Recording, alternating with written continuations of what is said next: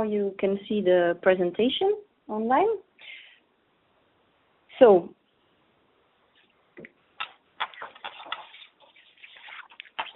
as you know, there are many proposals that are being submitted to the EASME. Specifically, I mean, for this call, we have many proposals we're sure we will receive. And so you just wonder, I'm sure, how do you manage to be selected for funding?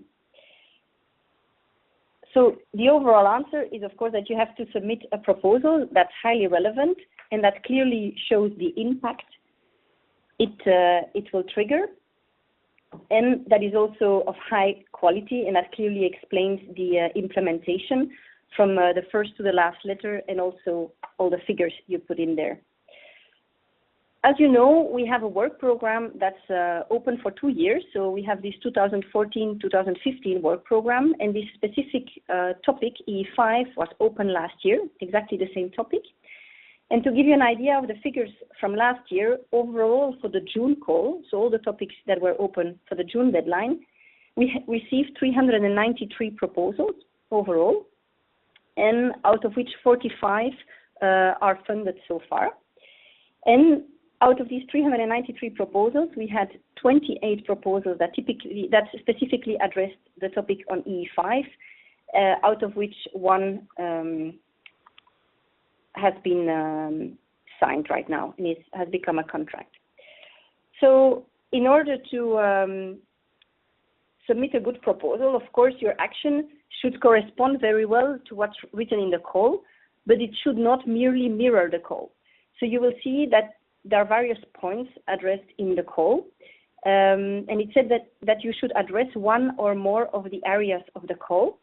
So it doesn't mean that you need to address all of them just at the high level, quite broadly and vaguely, but it means that you should focus, you should select the ones that suit, that match your idea, and focus on that one, or on these ones. These could be various as well. But so just bear in mind that you always should present your own idea in line with, of course, what's mentioned in the call.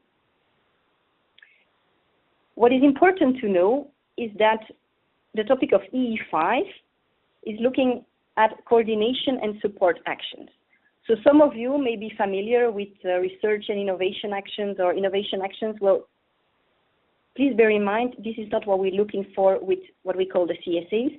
These are actually, the CSAs are market uptake activities, and this is what we're looking for this EE5 call. So typically, the CSAs look at measures such as standardization, dissemination, awareness raising, communication is really important for CSAs, coordination or support services, it can be studies as well, policy dialogues, etc. And what's interesting to know, of course, is that for these type of actions, we have a funding rate of 100%. So for those of you who were familiar with the other types of actions I mentioned, where the technology readiness level is of importance, so this is not the case for this action.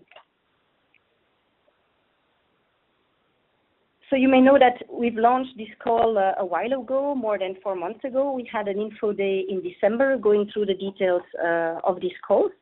And basically, the deadline, hopefully is known to you, is 4th of June, and is only 5 weeks away from now. So I can't give you the same messages that I would have given you 4 or 5 months ago. But so now it's really important that you focus on the final, hopefully final phase of your proposal preparation, and that you check very carefully the quality, the completeness, that you have a detailed consistency check of the whole proposal, and that you foresee time to fine-tune and make sure all the details are as you would like them to be presented. And if possible, that you would have a cross-reading by non-involved people to make sure everything is consistent. So as I said, there's limited time left, and as many of you will know, the actual drafting of a proposal takes quite some time. So I'm going to say, if you are still vaguely thinking of a project idea right now, I would say that it becomes quite challenging to submit a high quality proposal with the given time we have so far.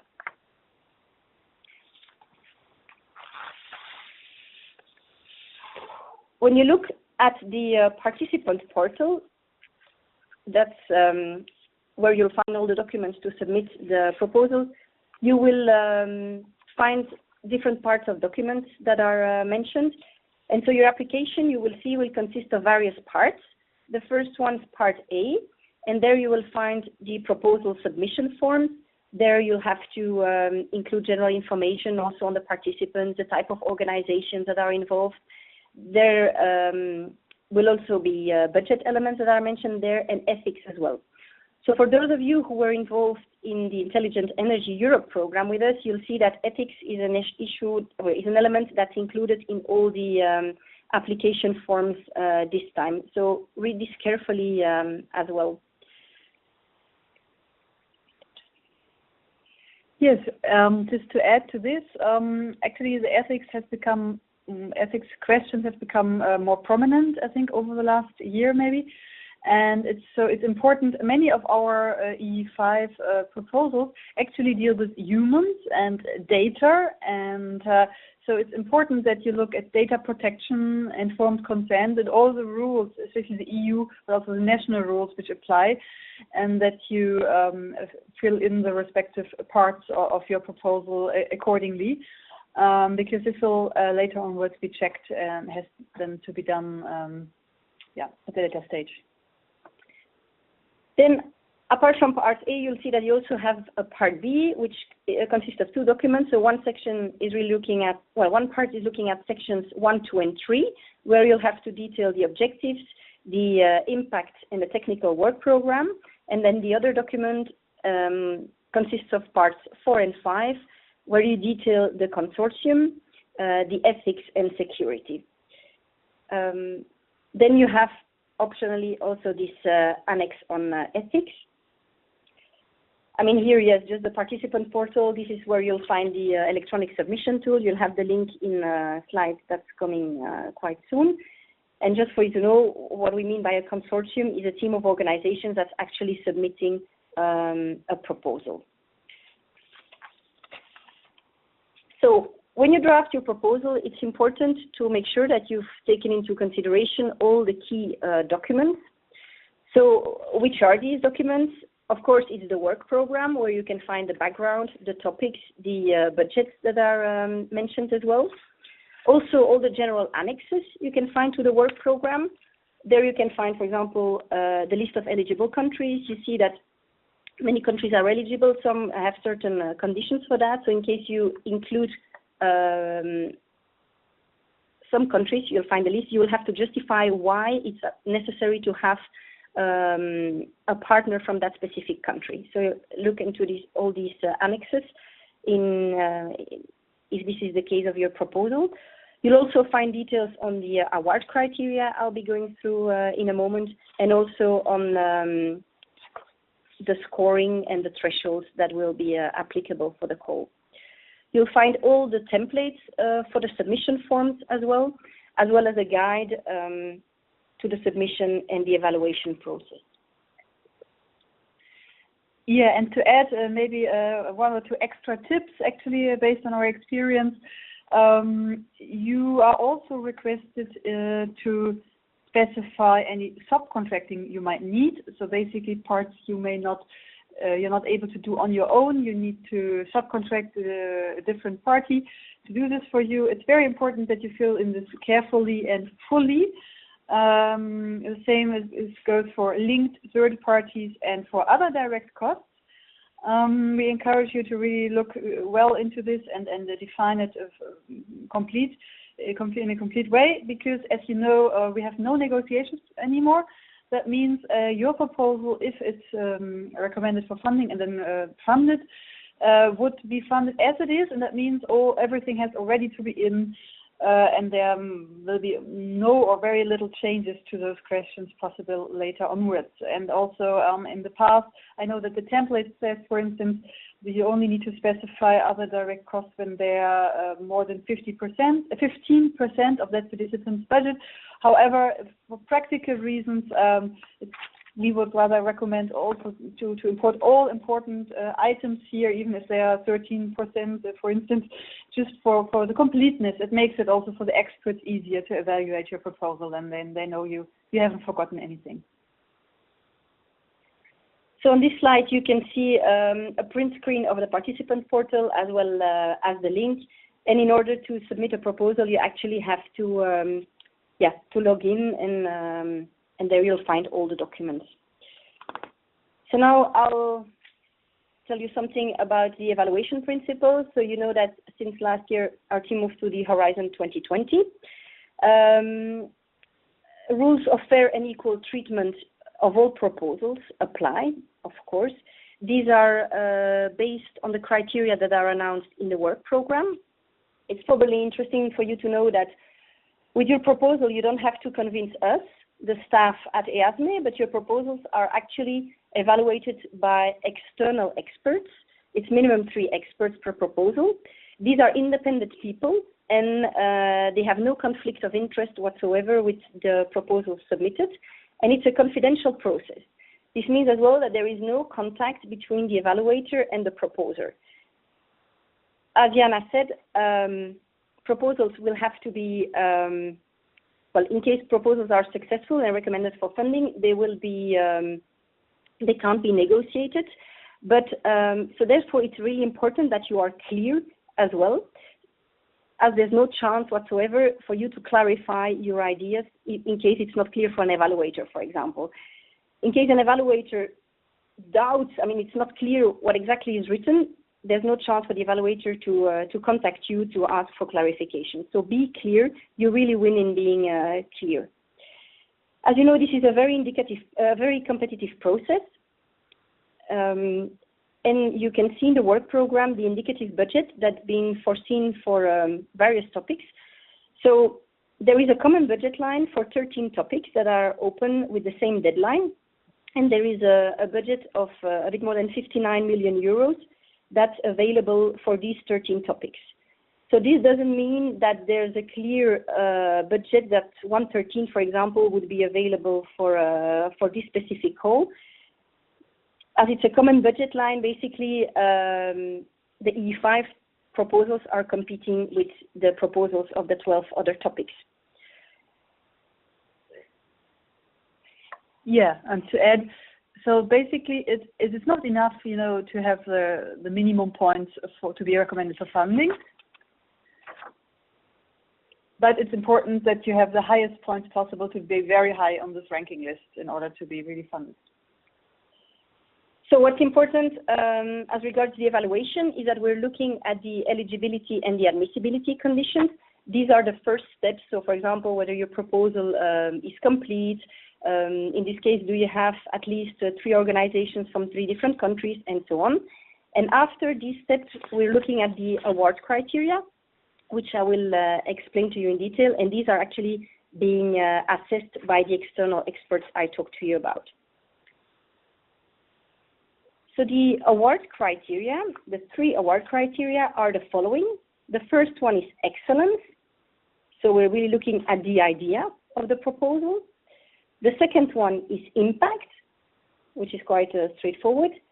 And the third one is the actual implementation of your action. So we're really looking at the quality and the efficiency of the implementation.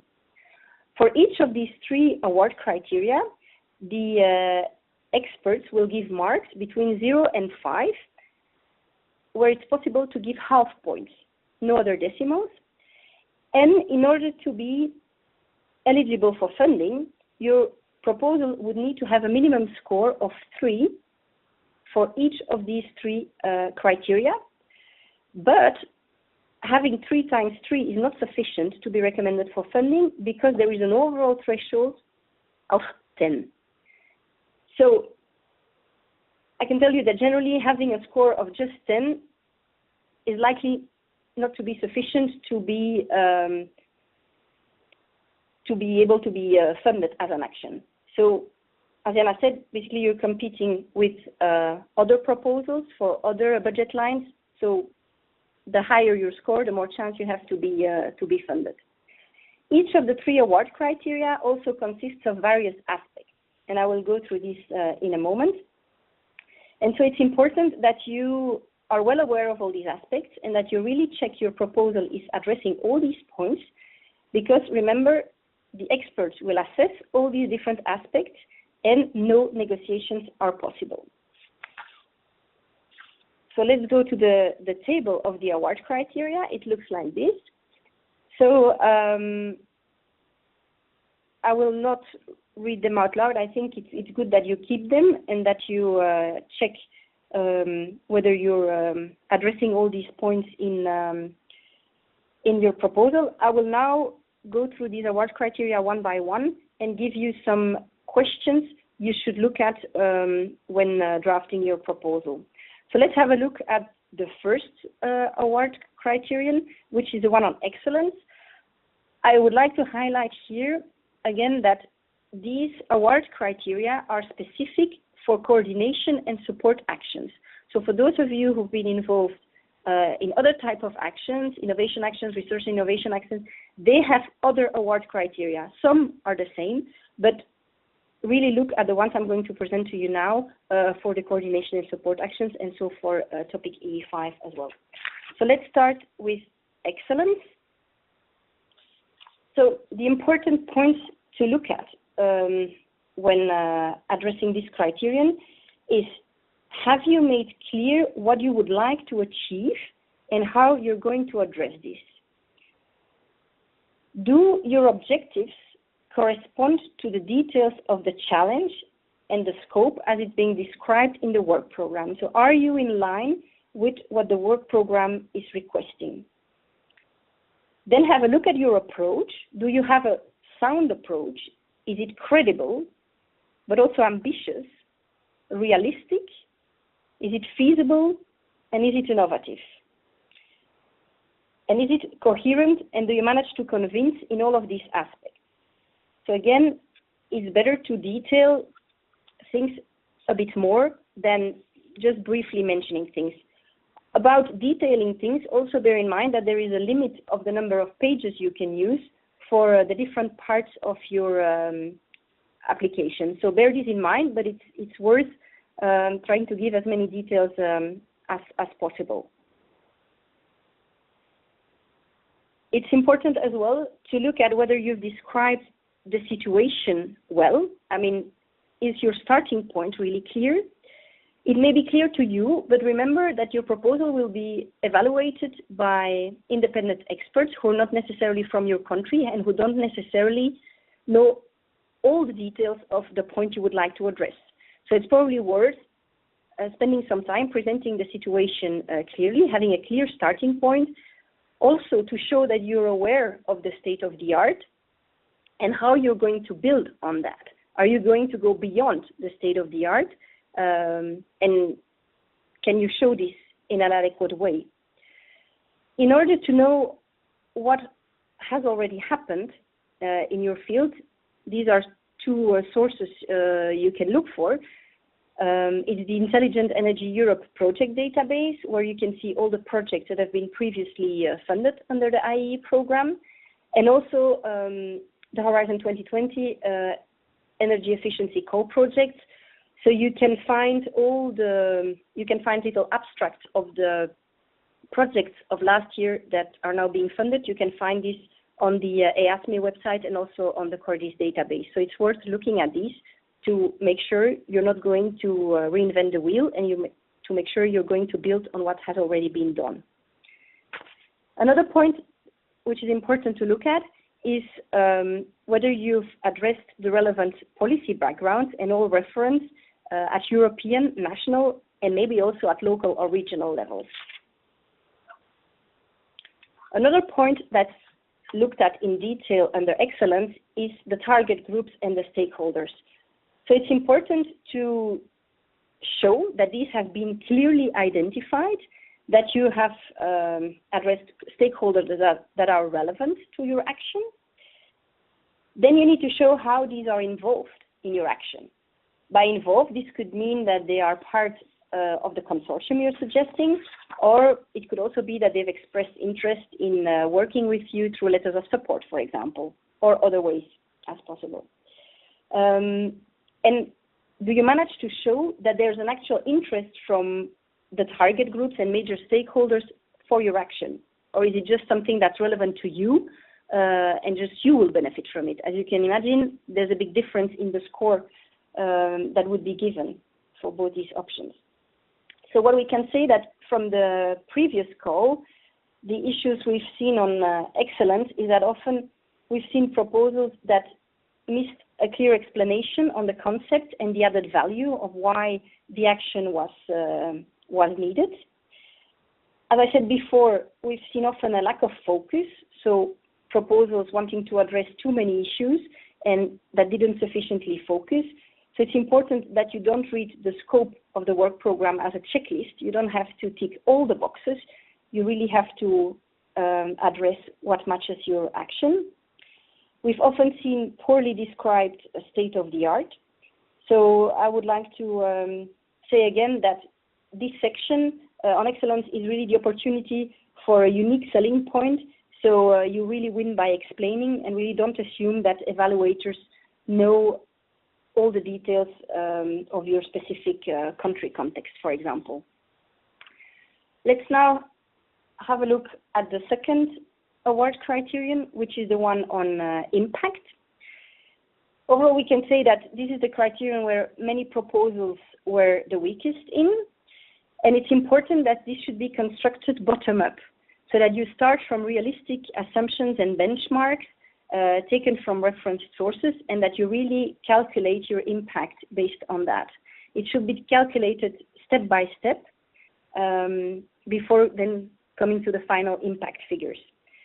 It should include all the relevant details. It should be specific and should be quantified. And what's most relevant, of course, is the impact that would be achieved during the project duration. So when drafting your proposals, bear the following questions in mind. Are you responding to the expected impact listed in the work program? Are these impacts justified by the activities that you're proposing? Are your impacts quantified and are they well justified? Another important element that's looked at under the impact is the communication, the exploitation, the dissemination, and the sustainability of the action. So here, we're looking at whether the communication and the dissemination measures are appropriate for this action. We're also looking at the exploitation measures. So are all these measures tailor-made for the relevant target groups? Or is it just, well, we'll do a communication plan in month 2 and we'll decide what we'll do later on? As you can imagine, there's a big difference in both. So really make something that's tailor-made for your audience, for your target group, and it's not something that has to be thought of if the proposal gets funding. Do you foresee sufficient details as well? Do you explain in a convincing way how the results would be used and exploited, how you would disseminate the results during and after the end of the project? What we could see from last year is that often the ambition was not fully quantified or was not fully realistic or not supported by clear tasks. So impact figures would be mentioned, but without clearly linking to the tasks that were proposed. So sometimes we come a bit, let's say, out of the blue. We've seen well-written proposals, but with a low ambition level. And then on the other hand, we've seen very ambitious proposals that had a poor description. So it's always important that you keep your challenge in mind when drafting your proposal. Don't forget to quantify your impact, your baseline, the benchmarks and assumptions are really important. Don't make any reverse thinking, like starting with the 25 gigawatt hour savings and then trying to see where it comes from. Really make it bottom up. Start from your assumptions, see the actions you have in mind, what you intend to do, and then see the level of savings you think you could achieve with the action. It's also very important to plan activities in order to monitor the performance of the action. So always keep a clear link to the actual activities in your work plan.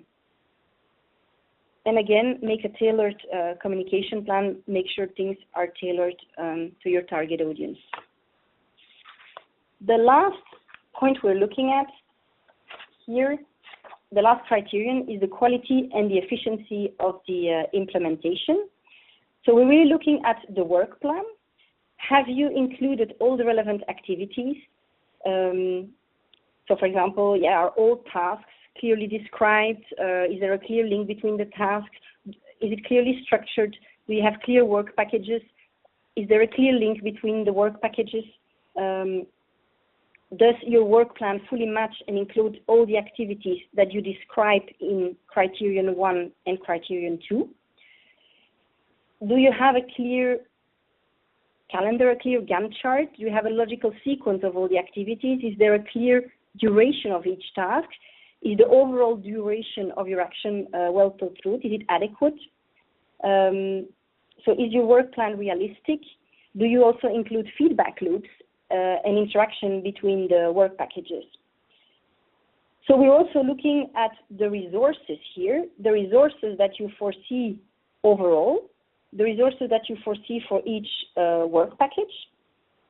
So we strongly recommend you to make a specific work package for management, and also another work package to address the dissemination and the exploitation of the results. So when looking at the resources, it's also important to see who does what's the balance between the different work packages, and overall, how many man-months do you foresee for the action? Then we're moving to the design of your consortium. So it's really important to look at how your consortium is created. Is it a strong consortium? Does everybody have a clear role in the action? Do you have all the necessary skills on board to carry out the action? So sometimes it's the case that you've worked with people before and you say, well, let's work together again. Although there's not a clear role for everybody, we'll keep them. We keep them in. So it's important that everybody has a clear added value and a clear role, and that they really all contribute to the objective. And also make a clear choice on the countries you would like to address, and make sure these all fit your proposal. The last point we're looking at under this criterion is also the management, as I already briefly explained before, and also the risk and innovation. So it's important that you have a good management structure. As I said, we recommend you create a separate work package for that. And we're also looking at the risks and the mitigation measures that you're suggesting for possible risks that could occur during the implementation of the action. So we're really looking at whether you've identified these and whether you've described these in detail.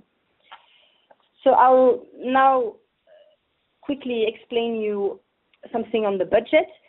So as far as the budget is concerned, it's important that this is done bottom up, because that's the most, the best way to make sure it's quite realistic.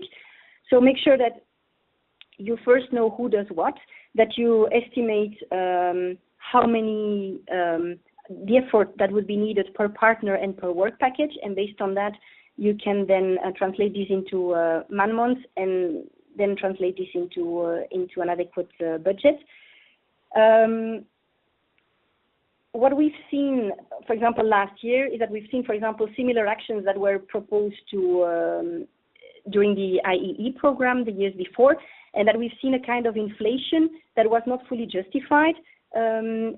So please make sure that, I mean, if you go for higher budgets that we had seen in the past, that there's a clear reason for that, and that you clearly explain this, and that it's all justified. So as regards the costs,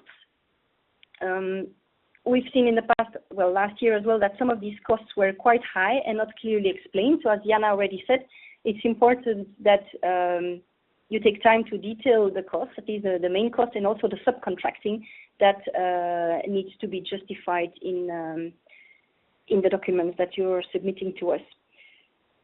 So make sure that your work description overall is sufficiently detailed, that it's clear, and make sure that you take sufficient time to do that, and that you have the opportunity to convince the evaluators that you can that you can materialize your vision. A last point I'd like to mention here is that it would be good, if possible, to have a check that's addressing both the consistency and the language that you're using in the proposal. So it would be good to have an informed outsider going through the whole proposal to read it again, because of course this is a process where things change all the time when you're drafting your proposal. And so you may have changed things in one section but not fully reflected this change in another section. So if an informed outsider could read this through, this person could remove all these inconsistencies. And if you have the chance, it would be nice to have someone with a good level of English to go through the proposal and make sure that everything is mentioned or written in a way that is understandable to the evaluators. So be consistent between all the different parts of your action. So some elements, as I say, would be reflected in the objectives, in the tasks. Make sure that it's in line. Also, the man-months, you will see that things have to be clarified in various sections. So make sure that this is all in line and consistent. Points you cannot escape are the following. You must submit your proposals through the participant portal. They must be on time. They must be complete. And the proposal must prove financial and technical capacity. And to close, I'd like to say that, of course, perfect proposals, they don't exist, but we're really looking for actions that are excellent, that that can show convincing impact, and that can show best possible use of resources. We're looking for proposals submitted by motivated teams that have a clear aim in mind and they know and who know how to achieve this, and teams who can make a change. Just remember, be complete. There are no negotiations possible, so the proposal documents are really your chance to explain what you want to do. So yeah, make the best out of this, and I would say good luck to all of you who are about to submit a proposal. Thank you.